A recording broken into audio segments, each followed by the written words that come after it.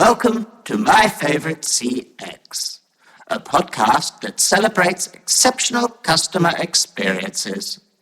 To listen to today's, please choose from one of the following options.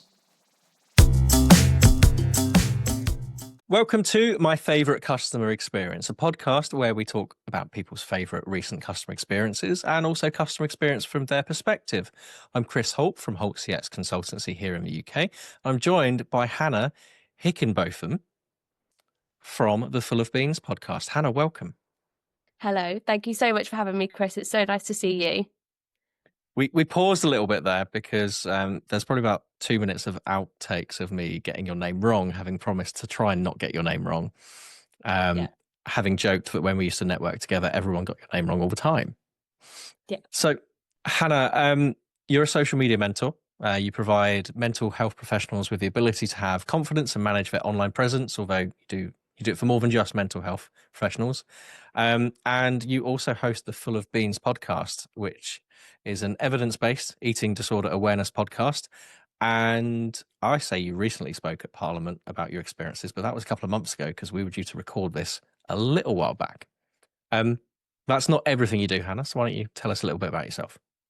Well, thank you very much for the introduction. I have to say, I absolutely love it when people introduce me. I went to a networking thing last week and going around the room because in the classic Hannah style, I have quite a diversity of things that I do, and some of them some people know about, other people know about. So when I hear how people introduce me, it's always very nice.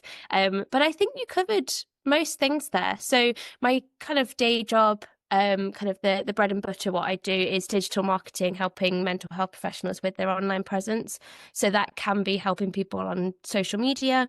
It can also be helping with people's websites, so things like blog writing, and then also email marketing.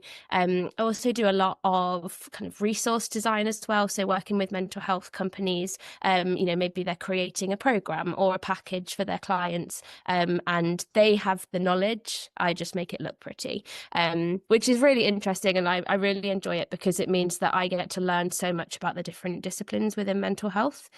And then I guess my passion project, which is the thing I wish I could do day in, day out, and I'm hopefully moving closer to being able to do that, is the Full of Beans podcast. So I've done that for 5 years now, which was born out of my own lived experience of having an eating disorder and feeling very misunderstood, not being able to get the support that I wanted or needed, frankly.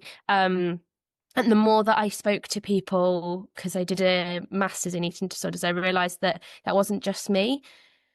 So I thought, okay, how can I use my absolute love of chatting and making friends with people and building connections for a positive? And a podcast felt like the perfect way to do that.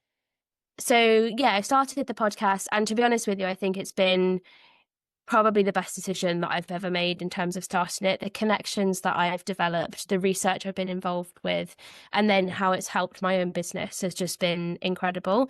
And as you mentioned, I went to Parliament a few months ago, but I'm involved in a lot of advocacy work for eating disorders. Unfortunately, there's not the funding or resources that we need for support. And so a few weeks ago, I went to the Jump the Scales March, which was through London, and it was basically a very peaceful march through London to speak about why we needed to have more funding for eating disorders. And it was a very nice experience in terms of, I stood there listening to the talks and looking around and lots of familiar faces, and then I just had this moment of thinking, I really wish that I was connected to these people in a way that wasn't that we're advocating for better treatment, because I don't really know of many illnesses where you have to be like marching on the street to advocate for care.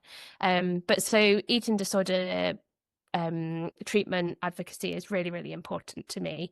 And just mental health in general, to be honest, is something I'm so passionate about speaking about. I think I don't try and relate everything we talk about back to customer experience, but knowing in my personal life, for example, where my wife has had previous guest of a show, in fact, has had health issues, and we've had to get involved in marches or advocacy, and healthcare is amazing in the UK, especially if it's urgent need urgent needs, and but when it's something that's mental health, or when it's something eating disorders, or as menopause, for example, there's not the support there. And from a customer experience perspective, it can be quite difficult. And you have to make a lot of noise to make anything happen, or you have to put your money where your mouth is and pay for a premium service. Yeah.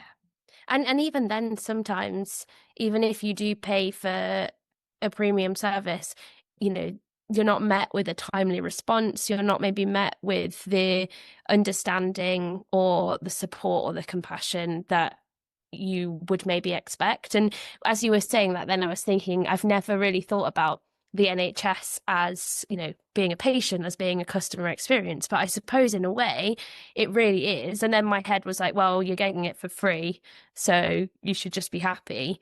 But actually, there are a lot of things within health that you do pay for.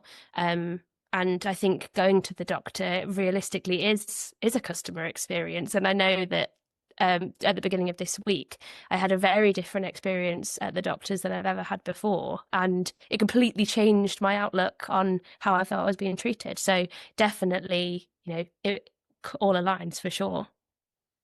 And just because something is free doesn't mean the experience can't be exceptional. Yeah. Often it is seen as a reason to not provide an exceptional service. To your point, it's free, so deal with it.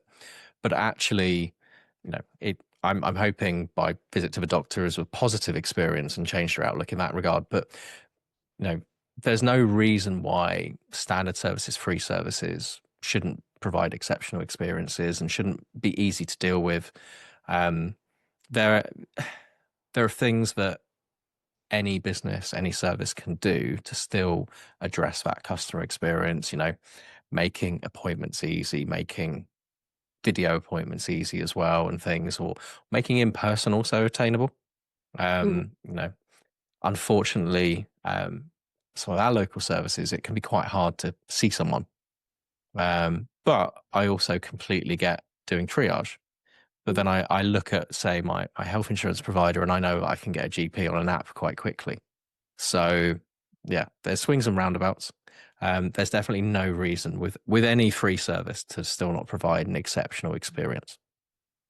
Yeah, absolutely. No. And I think, even if it is free, I guess different in a sense of, when you're thinking about the NHS, but I think sometimes if a service is free and then there's the potential of a paid service down the line, actually, if you're providing a free service and that it's absolutely exceptional, I'm way more likely to go back for that paid service. It's almost a way to hook me in to then, have a paid service down the line. Whereas if it's rubbish, there's no way I'm going back. So, you've wasted your time by giving me a free service, and also I'm never coming back. Whereas if you go the extra mile on that free service, you kind of got me hooked in. Yeah, if you only provide a service based on the level of revenue you're driving at that moment, then you never know what you're potentially closing the door on. Absolutely. What excites you, obviously, from the world of customer experience, from the way you see the world with everything you're involved in? What excites you with what you're seeing as a customer at the moment? Ooh.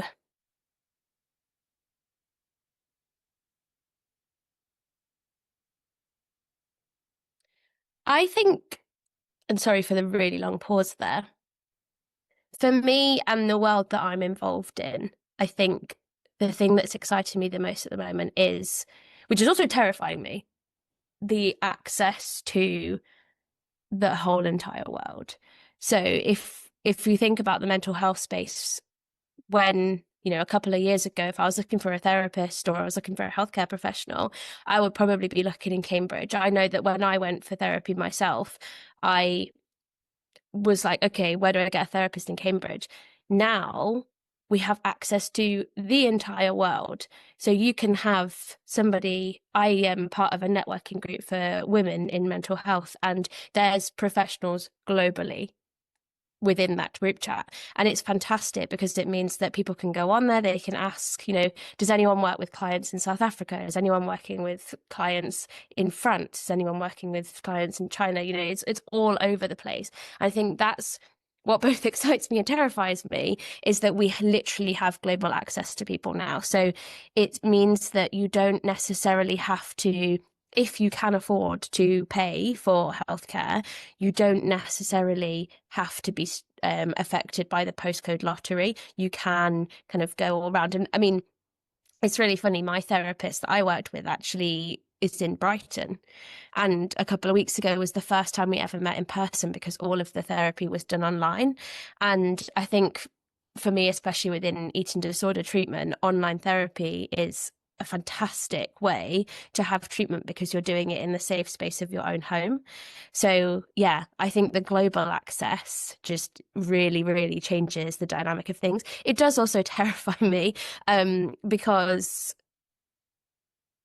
I think there's a funny thing of how we've gone from humans being in tiny little communities and only knowing of what exists in our tiny little community to now having access to the entire global population, which means that it's can often be very difficult, if you're driven by things like comparison.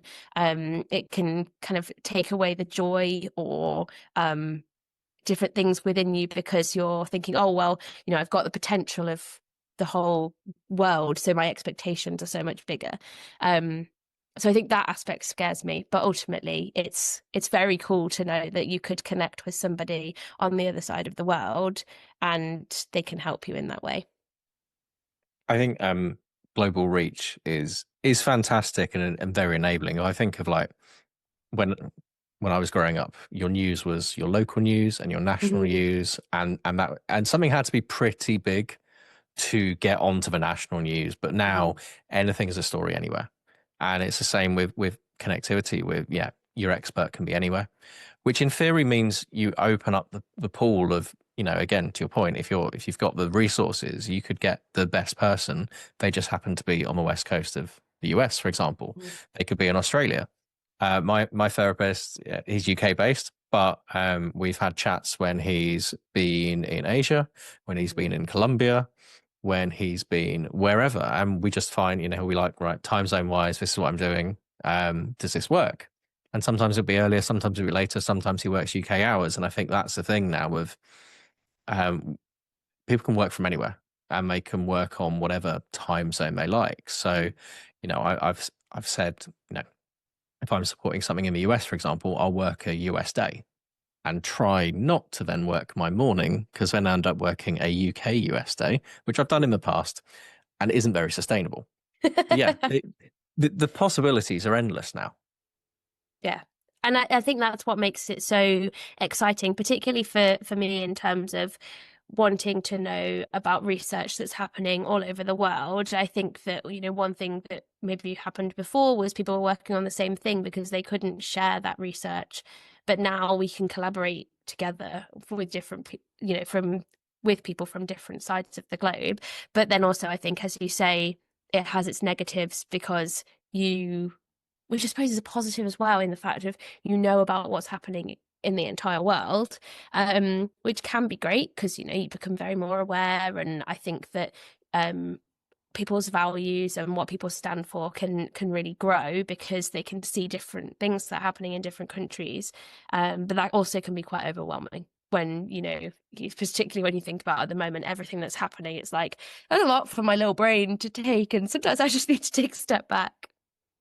Yeah, I think if you think about global horizons and things, like, again, going back to my youth, was really into my music, but it was still quite centric to what was around. And when our eldest, the aforementioned employee number 2, now at Holt CX, when he was getting into music in his teens, he was like, "Oh, have you heard of these guys?" And I'm like, I can't even remember the name of the band, but I'm like, "No." And he's like, "Well, they were really big in 1984." And I was like, "Well, one, I wasn't very big in 1984, and two, and then you look at it and it's like they were niche on like a part of America, and it's like that didn't work. There was like one record shop in like the locality which would get imports in, but other than that, it was what's in the UK unless you really look for it. And that global horizon means, whether it's expertise, whether it's culture, whether it's news, everything is accessible now. Mm. Yeah, which I think is incredible. It made me giggle when you said about music, because I think we went from kind of, everything was in the UK because that's what we had access to. And then there was maybe a period of 20 years, I want to say, where, like YouTube comes up and you've got people streaming music there. And then things like Spotify. Now it's just TikTok. And I hate it. I really hate it. Like at my dance class, every song that we do is one that's gone viral on TikTok. And I'm like, oh, it's really annoying because I actually quite like this music. But also, like, I want to go back to those days where I was discovering music myself through YouTube and Spotify, not because it's gone viral on TikTok. I guess it's just generational shift, isn't it? Because it used to be when I was growing up, it was new music on the radio. Mm. So it's just the destination of the new music has changed. I mean, when I started going to gigs, I really got into the support acts. Yes. And now I'm at an age where I just don't show up for the support acts, and I feel really bad about it and guilty afterwards. But I've also had generally talk about good experiences here, but I've generally had some bad experiences of really bad support acts as well.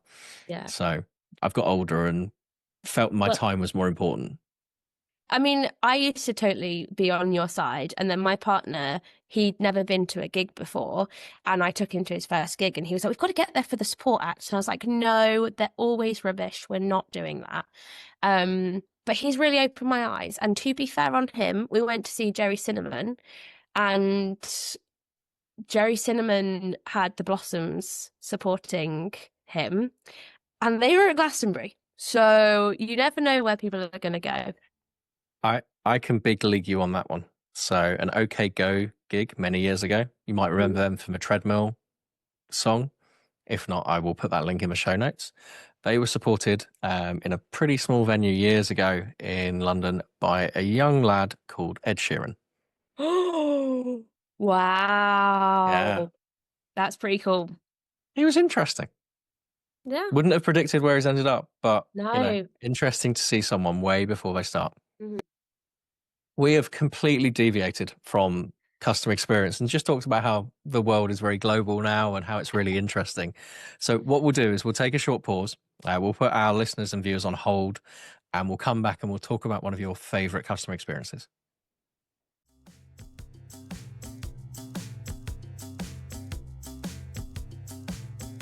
Your call is important to us. Please hold, and you will be connected to your next favorite customer experience shortly. Welcome back to my favorite customer experience. I am joined by Hannah Hickinbotham of the Full of Beans podcast. 2 out of 2 now on this recording for getting your name right. We were talking about how the world for a customer has got a lot smaller now and a lot more accessible. And I thought that might be a nice tie-in to talk about maybe a favorite customer experience for you. Mm-hmm. Yeah. I think it does actually tie in really well to customer experience, because one thing I'll say before I go into my experience is I think because everything is so global now and a lot of things are done digitally, when we actually have in-person experiences and they're good experiences, I don't know whether it's just me because I'm self-employed and I don't get out to speak to many people, but that makes my day. And I think that, maybe before, when everything was in person, potentially they didn't stand out as much, whereas now when you get a good customer experience, it's like, oh my god, wow, this is really great. And the experience I'm going to explain, I think what made it even better was because of the not so great experiences I've had in the past. But my favorite experience, and it's not my favorite in my whole life, but it was a recent one, so it feels timely. I went to the sexual health clinic on Monday, and I have an implant. And So if anyone doesn't know what an implant is, it's like a form of contraception. So it's progesterone only form of contraception. The progesterone only bit I said because it's important for later on. And you can have this for 3 years. So 3 years in March was the time that I needed to get it redone. So very unlike me, I contacted my doctor in November, just very ahead of schedule, very not like me, to say I need to get this implant sorted. And then in December, I then moved house, so I changed doctors. When I contacted them in November, they said that they had a massive backlog still from COVID, and so I was put on a waiting list. Then I moved, and again, very unlike me, contacted my new doctor to say, okay, my implant is expiring in March, so I need to get it redone before then. And they put me on a waiting list. I didn't hear anything. March rolled around, still didn't hear anything. And then it just became sort of one of those things in my head that there were so many barriers of entry. If anyone's not realised already from what I've been saying, I have ADHD. So barriers of entry are not my friend. So things like booking a doctor's appointment can often feel like climbing Mount Everest. So the fact that I attempted to do it twice and still not been able to get one was not great. So I then rung the doctors myself, and they said, this was in June, said, I'm really sorry, but you're still on the waiting list. So they recommended that I ring one of the clinics in Cambridge, which is Lime Tree Clinic. And I literally rung them, was that probably the end of June, let's say, was booked in for the next week, was sent a text with my appointment details. The day before my appointment, I got another text to say, just a reminder of your appointment.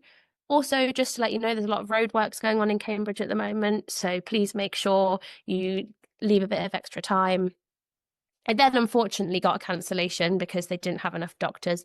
I'm not mad about it at all. They booked me in for the next week. I got the same text message to remind me the day before. So pre-appointment was absolutely fantastic, and it got me in really quickly. And then when I had the appointment, went along to the appointment, was welcomed into the waiting room. And normally when I go to the doctors, I don't know whether it's just me, but I often feel like I'm a human being and the doctor is a robot. There's not normally great people skills. It's not been something I've had experience of. And this doctor just completely put me at ease instantly. She explained she needed to ask me a few questions, but she was really kind of calm with the way that she asked the questions, rather than me feeling like I needed to, I was, being assessed or kind of, being put in prison or something, which is often how I feel when I go to the doctors. And obviously with something like having the implant as well, I had a lot of questions in terms of future fertility and things like that. And she was so knowledgeable. She, no question felt like a burden. I felt like I could ask as many questions as possible. She did also then, when I was on the doctor's bed, she then put the chair up, she pressed the button, and she broke the trolley that had all of her equipment in. And obviously that wasn't ideal. I'm not saying that everyone needs to break their trolley, but it just normalized the situation so much because I was quite anxious. And then also because of having ADHD, I've been reading a lot about hormones and contraception and the impact that can have on ADHD. And so I was asking her, is there any research around this, with it being progesterone only? Is it real? Is it like a biosynthetic form of progesterone, or is it a synthetic form? And she just was fantastic. And she gave me so much information, so much knowledge. She was chatting to me the whole way through. And then at the end gave me loads of tips for the future. And just in general, it was unlike any other experience I've had with a doctor. And so from start to finish, it was just seamless, which for me was really, really helpful. And there's a few things to break down there. So if we think, they've got the technology experience right ahead of time. The in-person experience was great. And if you combine all of that, it's given you a great, you had essentially booking anxiety from November onwards of, am I on the list? Am I not on the list? you've then got the advice. Now, maybe your doctors could have given that advice sooner. And maybe that's something to feed back to your surgery, for example, now of like, well, if you've got a waiting list, actually this experience was really good. So almost the moment you can't do that, because you've got that anxiety as well of you want to get this replaced. You don't, there's a reason why you're on the contraception after all. I So don't want you a don't baby want a gap. Exactly. So if we can avoid that gap by right, there's a 3-month waiting list. If we can't get you booked in, let's move you across to the clinic instead. But just the experience you had of the outbound messages, and there's reasons why sending outbound messages are great, because it makes sure if you've booked that 3 months in advance, it's making sure ahead of time. But also there's that the reason why there are waiting lists is because people don't show. So actually it's the message, and hopefully it wasn't a one-way message. Hopefully it was a two-way, so you could confirm that you're still attending. And then even on the day, just make sure. And then the roadworks. So then they're already telling you, actually, if it normally takes you 15 minutes, it might take you 30. So they're trying to then keep all of their appointments timely and making sure everything works. And it sounds like, okay, you had a cancellation, but they set expectations and they resolved everything and they made everything easy. So nothing was high effort by the sounds of it. Everything was easy and you didn't have to think about it, which, as you said, with ADHD, the more you have to think about, the harder it is. Yeah.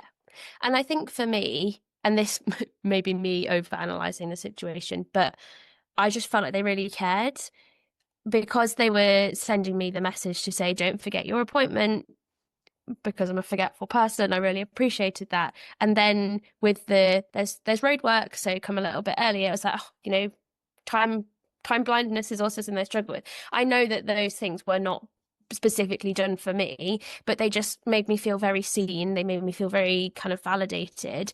But in caring, in making it out that those text messages were caring for me, because that's what I felt, it was actually, as you say, it was helping them as well, because I was then 10 minutes early, which meant that they then didn't have a backlog of people behind me. So absolutely, I think that, by taking those little extra steps, you give great customer service to somebody, but it also protects your back as well and means that you're not wasting your time. I think as well, when you send a message, just by making it more human, making it more, don't forget, by the way, instead of appointment here, if not attending, text stop, and it's all in caps, and it reads like your angry grandfather's written it or something like that. Actually, here it's like, it's only a slight change of tone, but it already gives that suggestion of care. And then the professional you saw, well, one, you felt at ease in the clinic because you already felt cared for.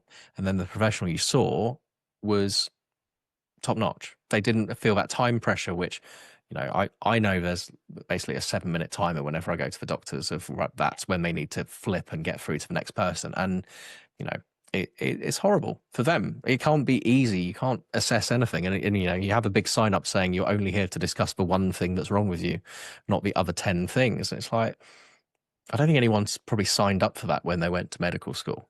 No. They gave your person even if there was a time pressure, they gave them enough where they could still deliver an excellent service. Yeah. And I think just going back to your point about what you said about the text messages not reading like your angry grandpa, I think that because it felt like somebody had typed out a text to me to be like, oh, by the way, Hannah, don't just let you know there's traffic.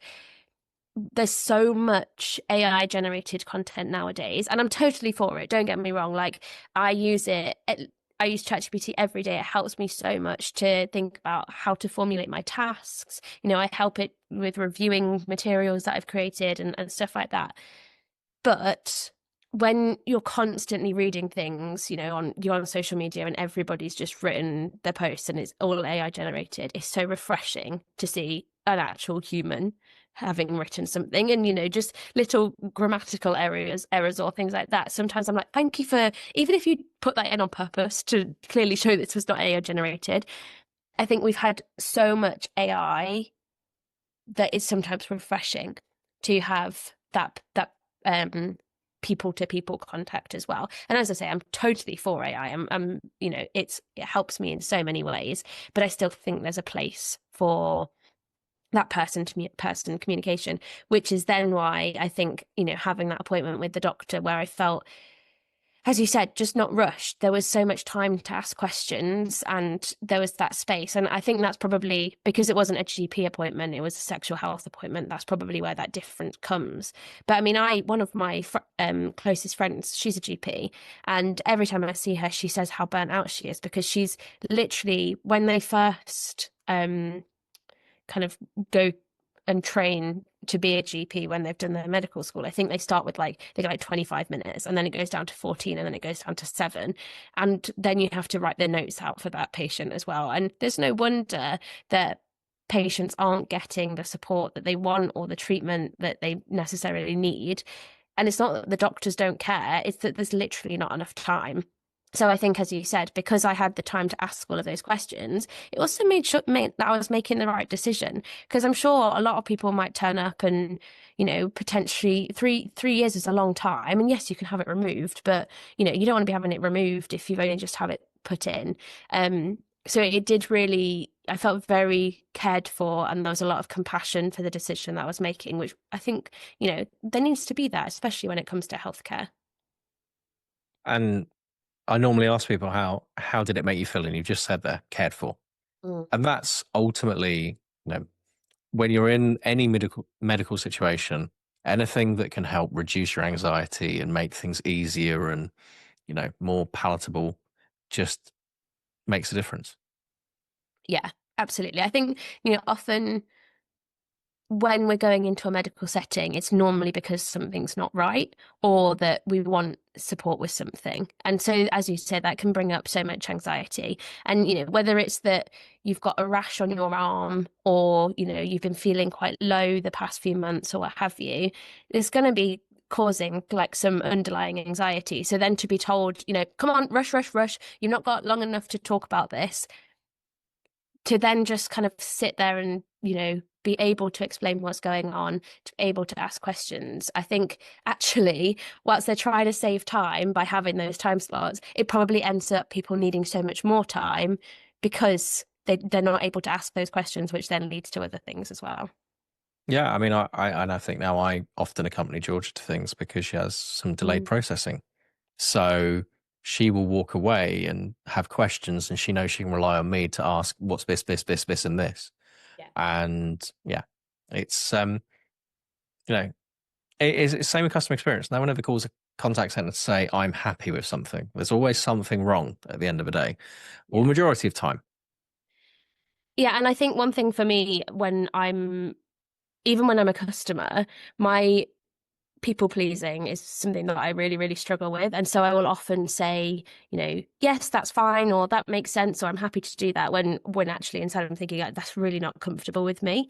So I think that by kind of having that open conversation to ask those questions is really, really helpful. And a funny story just popped into my mind of a slightly different customer experience, but I went to the Permit Rooms in Cambridge, which is one of Dishoom's restaurants. If you haven't been, it's absolutely great food. But I was slightly early. I was meeting my partner. And as I mentioned before, I don't get out and talk to people much because of being self-employed, but I love to chat. So I just came in, sat down, started chatting to the waitress. I have no idea what we were chatting about, but clearly it was good conversation. Ben comes in, sit down, have dinner, and I just continued chatting to the waitress like she was a friend because that is how I chat to everybody.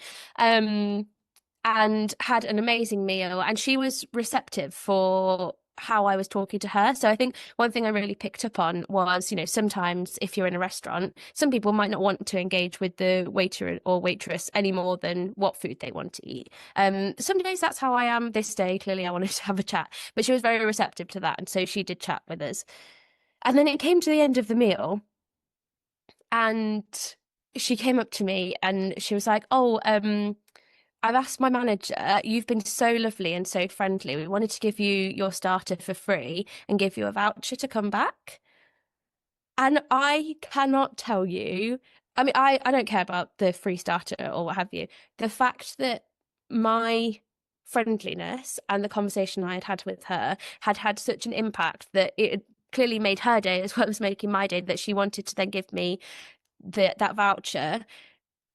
I have been back to that restaurant so many times because of that feel-good feeling I had. And I think for me, the reason I say this, and the reason it's kind of relevant to what we were saying before, is as somebody that's, you know, as of a year ago been diagnosed with neurodiversity, there's been so many situations where I felt too much, too keen, kind of, you know, not been comfortable with being myself. And in that moment, I felt, oh my God, they valued me. They've seen me. They've been okay with who I was.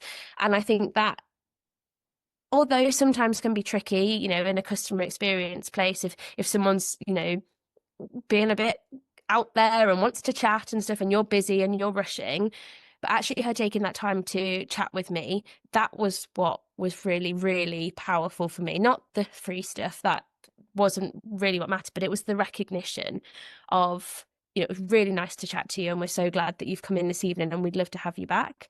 So I did just want to mention that as well, as aside from the healthcare, because I think just taking that tiny bit more time to have conversations with people and make them feel welcome can completely change the way that somebody experiences your business as well. Absolutely. And if you think about that again through the sphere of customer experience, that's a restaurant that has empowered their staff to make a bit more time to, so it's not, you're not bussing 20 tables, you're maybe doing 12, and you've got a bit more time so you can engage with the customer a bit more.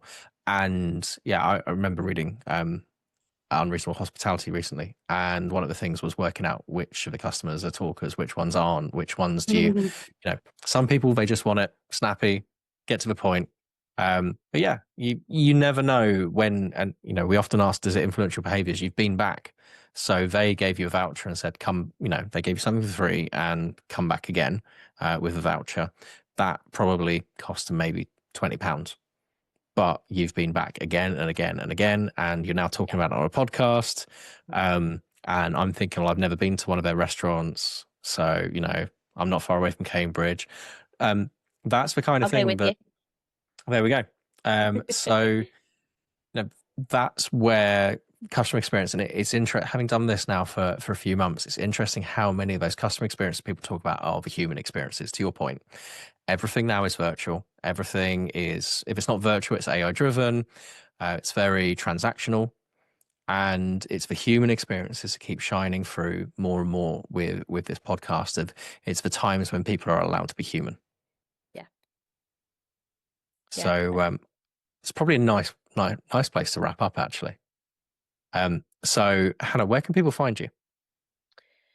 I very regularly post on social media, so Instagram and LinkedIn tend to be the two places I'm on the most. So it's _ we are full of beans on Instagram, and then if you just type Hannah Hickinbotham, if you can spell it, into LinkedIn, there'll be a QR code coming up. And the podcast is available on all major platforms. On every single platform, yep. Wherever you want to listen to it, it's there. And also you can go on my website, which is We Are Full of Beans, if you want to have a chat about any of my services. Awesome. Well, Hannah, thank you very much for joining us on My Favorite Customer Experience. Thank you for having me. Thank you for listening to My Favorite CX. Your listenership is important to us. On your keypad, please press a number between 1 and 5 to rank how much you've enjoyed your experience.